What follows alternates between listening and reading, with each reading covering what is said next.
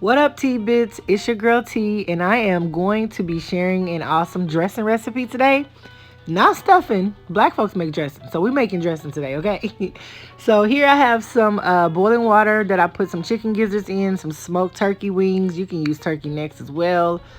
This recipe calls for turkey wings. They're smoked. I added some fresh chopped onions. They don't have to be perfect, so don't feel fret about that. Here you see some granulated chicken bouillon powder. You can use cubes. They both will give the same flavor. Here I'm adding my cornbread mix. Now, if you are really picky and like to do your own cornbread, that's absolutely fine. Here we're just using a mix, and we're adding our seasonings and herbs. So for this recipe, I added some thyme, parsley, poultry seasoning, some sage. And don't worry, I will put all of these measurements in the description box below, so you can know exactly what it is. Y'all, it's something about adding the seasonings in your cornbread before you bake it, and rather than after. You will thank me later, okay? So we added some milk and eggs, as you see, and just gave it a good little stir to mix everything together. Put some butter in a pan at 400 degrees in the oven to melt. Then I have my veggies here. This is the Trinity. You can use whatever bell peppers you like. Preferably, these are the ones that I choose.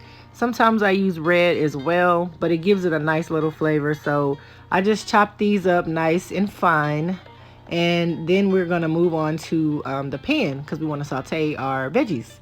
So here I'm just putting some butter in a pan and getting them all, melted for the veggies. So we pour the veggies in, and we don't want to cook the veggies through, you guys. We just want to make sure that they are translucent and not too crunchy, but not too soft. So right in the middle, okay? So then off camera, I added some fresh cracked pepper. I don't know where my tripod is, you guys, but I added fresh cracked pepper. It's my favorite. And then this is what we have here. After the cornbread was done, it was nice and golden. I let it cool. And then what we have is our turkey wings that were boiling. We took them out so that we can chop them up and add them to our dressing mixture. So I just gave it a fine rough chop, and I added it to our dressing, which is the cornbread that we crumbled up. That was a quick video, but it was the veggies that I added as well. Then we poured the juice into a strainer so we could save that for our gravy later. And then I took all of that, the chicken gizzards out.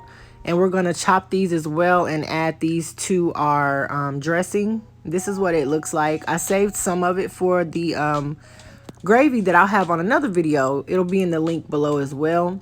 So as you see, we combined everything that we added. Here I have some cream of mushroom, and then I added some cream of chicken.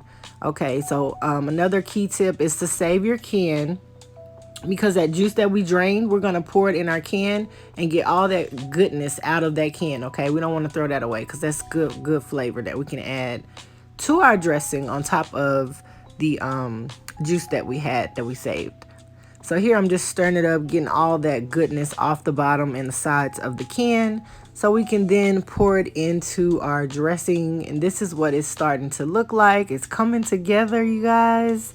It's so flavorful. Be sure to taste it too, because sometimes you might need to add a little more pepper, a little more salt, sage, whatever seasonings that you have. So here we have some of that chicken broth from the can that we saved, and I just poured that into the mixture. And we're going to give it a right consistency. I'll show you exactly what we're looking for. And so after we mixed everything up, this is the consistency that we're looking for.